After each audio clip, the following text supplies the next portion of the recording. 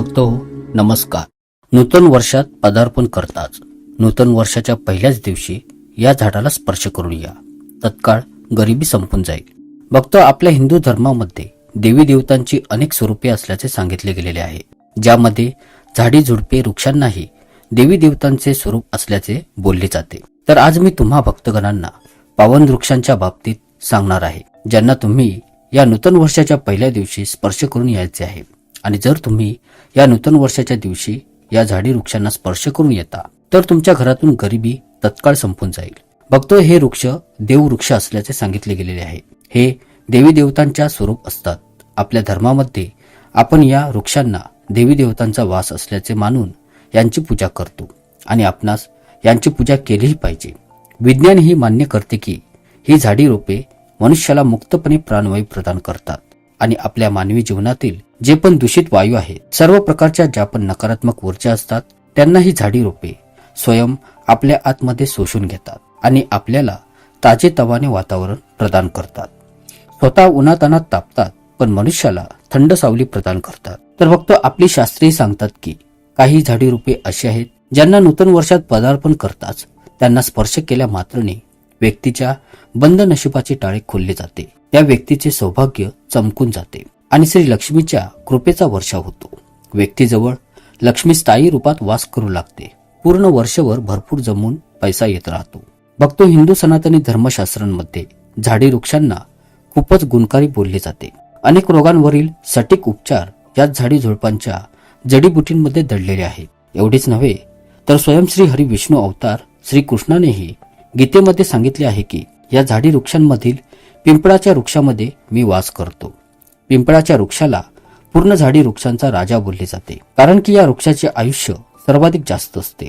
तर आपल्या धर्मशास्त्रांमध्ये बऱ्याच वृक्षांच्या महिमांचे वर्णन सांगितले गेलेले आहे. तर बघतो, हे जे 2024 नवीन वर्ष सुरू होणारे आहे 1 जानेवारी, या दिवशी बरेचसे दुर्लभ संयोग हे जुळून येत आहेत. तर तुम्हाला या नवीन वर्षाच्या दिवशी बस या वृक्षाला स्पर्श करून यायचे आहे. तुम्ही स्वयं डोळ्यांदेखत तत्काळ आपली गरिबी मिटताना पाहाल आणि पूर्ण वर्षभर श्री लक्ष्मीच्या कृपेचा तुमच्यावर वर्षाव होत असल्याचे पाहू लागाल.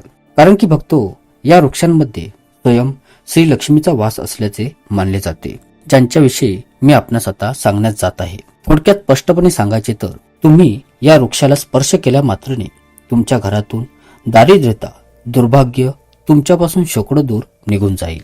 भक्तो, काही वृक्ष रोपे असेही आहेत की ज्यांना पवित्र स्वर्गलोकातून या भूतलावर मानवी कल्याणासाठी आणण्यात आलेले आहे आणि यांना फारच शुभ आणि पवित्र मानले जाते. तर भक्तो, या नवीन वर्षाच्या दिवशी तुम्हाला या झाडी रोपांना स्पर्श करून यायचे आहे आणि आपल्या जीवनातील ज्या पण अडचणी आहेत, कष्ट आहेत, रोग आहेत, भांडण, क्लेश, कलह आहेत, जीवनात खूप साऱ्या समस्या आहेत, या सर्वांना समाप्त करण्यासाठी तुम्ही जर यास फक्त स्पर्श करून येता तर या वृक्षांमध्ये अदृश्य रूपात अस्तित्वात असलेल्या दैविक शक्तींच्या वासांचा प्रभाव तुमच्या जीवनावर पडतो. तुमच्या जीवनातून समस्यांचा अंत होऊन जातो आणि तुमच्या जीवनात सुख, समृद्धी व आनंदाचा वास होऊ लागतो. त्याचसोबत लक्ष्मीची कृपाही प्राप्त होते. परंतु भक्तो, यास तुम्हाला संपूर्ण दृढ विश्वासाने स्पर्श मात्र नक्कीच करून यायचे आहे. भक्तो, व्हिडिओला आपल्या फायद्यासाठी ध्यान देऊन लक्षपूर्वक पाहत राहा. माहितीला अगदी बारकाईने समजून घ्या व लक्षपूर्वक ध्यानात ठेवून नवीन वर्षाच्या दिवशी अंमलात आणा. भक्तो, आपण सर्वजण हे इच्छितो की नवीन वर्ष आपल्यासाठी सुख, समृद्धीचे, धन, बरकतीने भरभरून जावे. तर पहा भक्तो, वर्षाची सुरुवात जर आपल्यासाठी उत्तम होते तर मग निश्चितच पूर्ण वर्षही आपल्यासाठी भाग्यशाली सिद्ध होऊ लागते. त्याचबरोबर भक्तो, बोलले जाते की नूतन वर्षाची सुरुवात देवी देवतांच्या पूजेसोबत केली जाते तर पूर्ण वर्ष तुमच्यासाठी चांगले राहते. असे केल्याने तुमच्यावर येणाऱ्या सर्व समस्या पूर्ण वर्षभर तुमच्यापासून दूरच राहतात. तर बघतो, नंबर 1 ला येते पिंपळाचे झाड. वृक्षांमध्ये पिंपळाच्या झाडाला राजा बोलले जाते, कारण की पिंपळाचे आयुष्य इतर वृक्षांच्या तुलनेत जास्त असते. बघतो, तुमच्या दुर्भाग्याला तुम्ही तुमच्या मेहनतीद्वारे दूर करू शकता, परंतु पूर्वीच्या काळी आपल्याद्वारे कोणती तरी अनहोनीत कार्य घडून गेलेले असतात किंवा मग कोणत्याही प्रकारचे आपल्या कुंडलीमध्ये दोष असतील तर यांना दूर करण्याचे काम ही झाडे वृक्ष करतात आणि त्यापैकीच हा पहिला वृक्ष आहे पिंपळ वृक्ष. हिंदू धर्मामध्ये या वृक्षाला फारच पूजनीय स्थान प्राप्त आहे. असे मानले जाते की पिंपळाच्या झाडावर सर्व देवी देवतांचा वास असतो. ज्योतिषशास्त्रामध्येही पिंपळाच्या वृक्षाला खूपच महत्त्व प्राप्त आहे. तसेच वैज्ञानिक दृष्टिकोनातूनही या वृक्षाला खूपच उपयुक्त वृक्ष असल्याचे सांगितले जाते. त्यामुळे भक्तो, या सर्व मान्यतांच्या कारणांमुळे पिंपळाच्या वृक्षाला हिंदू धर्मामध्ये पूजले जाते आणि यास तोडले जात नाही. अशामध्ये जर तुम्ही नवीन वर्ष 2024 च्या पहिल्या दिवशी म्हणजेच की 1 जानेवारीला केवळ या वृक्षाला स्पर्शही करता तर याचे शुभ परिणाम तुम्हाला अवश्यच मिळतील. त्यामुळे या स्पर्श तुम्ही नक्कीच करून आले पाहिजे. बघतो यामध्ये कोणते कठीण काम नाही, कारण की हे पिंपळाचे झाड तुम्हाला कुठेही अगदी सहजतेने आढळून येईल. तर तुम्ही या उपायाला अवश्य करायचे आहे. फक्त स्पर्श करून यायचे आहे आणि तुम्ही तुमच्या मनोकामनेची पूर्तता करून घ्यायची आहे. नंबर 2 ला येथे बघतो आपल्या शास्त्रांमध्ये सांगितले गेलेले आहे ते आहे पारिजातचे झाड, जे की श्री लक्ष्मीला अत्यंत प्रिय आहे. या पारिजातची फुलेही खूपच सुगंधित असतात. ही फुलं फक्त रात्रीच फुलतात आणि असे मानले जाते की यांना घरात स्थान दिल्याने घरामध्ये शांती बनून राहते. तर बघतो हा जो पारिजातचा वृक्ष असतो खूपच उत्तम वृक्ष मानला जातो, कारण की हा वृक्ष समुद्र मंथनातून उत्पन्न झाला होता. बघतो पारिजातला हार शृंगारही बोलले जाते. बोलले जाते की पारिजात वृक्ष समुद्र मंथनातून उत्पन्न झालेला होता आणि यास देवराज इंद्राच्या नंदनवनात स्थापित केले गेले होते.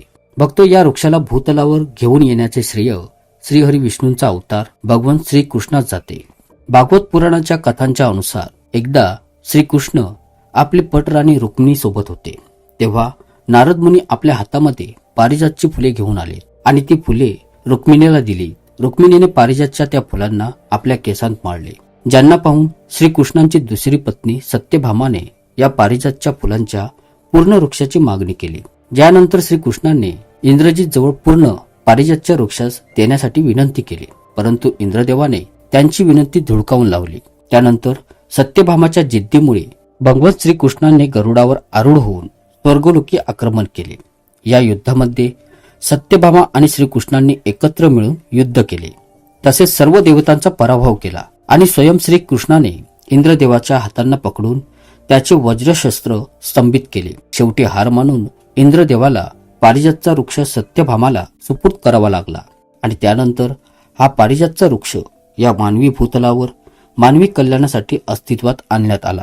भक्तो अशामध्ये बोलले जाते की मनुष्याच्या शरीरामध्ये किती जास्त प्रमाणात थकावट असो आणि जर तुम्ही या वृक्षाला स्पर्श करता तर बघतो तुमच्या शरीरामध्ये जेवढी पण थकावट आहे, ताणतणाव आहे, तो सर्व या वृक्षाला स्पर्श करताच हळूहळू उतरू लागतो. हळूहळू तुम्ही ताजेतवाने झाल्यासारखे जाणवू लागाल.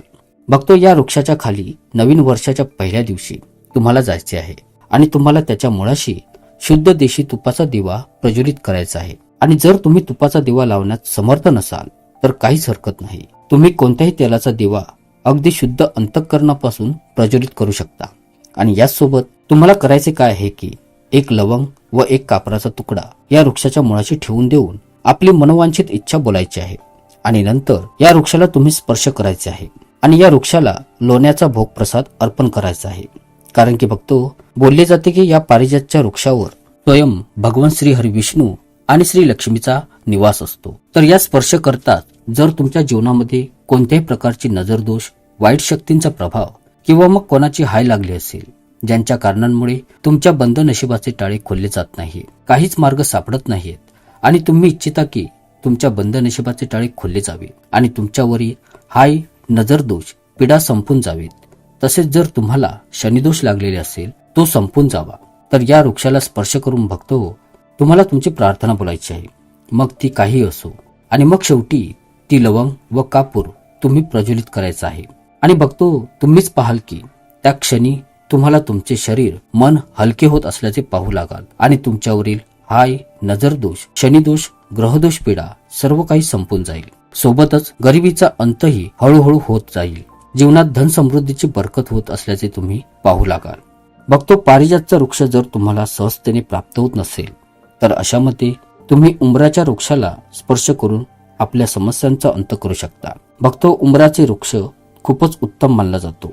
फारच कमी लोक हे जाणतात की उंबराचे झाड दैवीय वृक्षांपैकी एक आहे आणि याचा संबंध सरळ शुक्र ग्रहाशी असतो. जर या वृक्षाच्या मुळामध्ये नियमित रूपाने जल अर्पण केले जाईल किंवा मग दिवा प्रज्वलित केला जाईल तर तुमच्या कुंडलीमधील शुक्र ग्रह मजबूत होतो आणि तुमच्या धनाशी संबंधित सर्व समस्यांचे निवारण होऊन त्या दूर होऊ लागतात.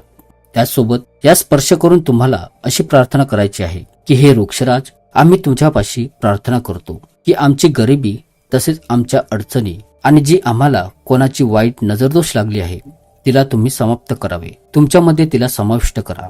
अशा प्रकारची तुम्हाला प्रार्थना करायची आहे. आणि उंबराच्या झाडाला तुम्हाला बत्ताशांचा भोगप्रसाद अर्पण करायचा आहे आणि त्याच दिवशी तुम्हाला 5 उंबराची फळे घेऊन यायची आहेत. असे मानले जाते की जी व्यक्ती लाल चुंदरीमध्ये उंबराच्या पिकलेल्या लाल फळांना घेऊन येतो आणि यास बांधून यांची पूजा केल्यानंतर आपल्या धनपेटी अथवा धनाच्या स्थानी ठेवून देतो तर आजीवन अशा व्यक्तीच्या जीवनामध्ये धन दौलत बरकतीची कधी कमतरता भासत नाही. तर बघतो अशामध्ये हा उपाय तुम्ही अवश्यच करा. बघतो पुढील 3ऱ्या नंबरला जो वृक्ष आहे तो आहे बेल वृक्ष. हा एक खूपच रामबाण उपयुक्त असलेला वृक्ष आहे. या वृक्षाच्या फांद्यांमध्ये श्री लक्ष्मी पार्वती, मुळांमध्ये ब्रह्मा, खोडामध्ये विष्णू आणि सर्व पानांच्या फांद्यांच्या हिस्स्यांमध्ये स्वयं श्री शिवशंकरांचा वास आहे. तर या वृक्षासही तुम्हाला शक्य झाल्यास स्पर्श करायचे आहे आणि संध्याकाळच्या वेळी तुम्हाला या वृक्षाखाली तुपाचा दिवाही प्रज्वलित करायचा आहे. असे केल्या मात्रने तुमच्या जीवनातून गरिबी संपून जाईल, कारण की या वृक्षामध्ये समस्त देवी देवतांचा वास असल्याचे हिंदू धर्मामध्ये सांगितले जाते. त्यामुळे तुम्ही एक दिवाही न चुकता प्रज्वलित करायचा आहे. पुढील रोप आहे तुळस. तर हो भक्तो, तुळशीचे रोप फारच महत्वपूर्ण आहे. व्हिडिओला खूपच ध्यान देऊन पाहत राहा, कारण की ही माहिती तुमच्यासाठी खूपच महत्वपूर्ण आहे. भक्तो, तुळशीला श्री लक्ष्मीचे रोप मानले जाते. स्वयं श्री लक्ष्मी यामध्ये वास करते आणि हे श्री हरी विष्णूंनाही अत्यंत प्रिय आहे. त्यामुळे नवीन वर्षाच्या दिवशी तुळशीला स्पर्श करून आपली मनोकामना बोलत जी पण इच्छा असेल ती 3 वेळा बोला. तत्काळ तुमची मनोवांछित इच्छा पूर्ण होईल. गरिबी तुमच्या घरातून शेकडो दूर निघून जाईल आणि तुमच्या घरात सुख समृद्धीचा वास होईल. श्री लक्ष्मीची कृपा पूर्ण वर्षभर बनून राहील. जर तुम्ही इच्छिता तर एक लाल चुंदरी बांधून तुमची मनोवांछित इच्छा बोलू शकता. तत्काळ 1 वर्षाच्या आत तुमची इच्छा पूर्ण होते. भक्तो, खात्रीने सांगतो की तुमच्या घरामध्ये कधीही गरिबी येणार नाही. जर तुमच्या घरामध्ये भांडणे, क्लेश कलह होत असतील, धनाची कमतरता असेल, सुख समृद्धीची कमतरता असेल, सकारात्मक ऊर्जेची कमतरता असेल, श्री लक्ष्मीचीही कमतरता असेल, देवी देवतांचा वास नसेल, तर हा उपाय केल्या मात्रने जर तुम्ही नवीन वर्षाच्या दिवशी 1 जानेवारी या दिवशी जर या उपायांस करता तर बघतो हे तुमच्यासाठी फारच लाभदायी सिद्ध होणारे आहे आणि तुम्हाला श्री लक्ष्मीची कृपाही प्राप्त होणार आहे. आशा करतो की तुम्हाला ही माहिती नक्कीच आवडली असेल. ब्रह्मांड नायक तूच एक समर्थ. जय जय श्री स्वामी समर्थ. धन्यवाद.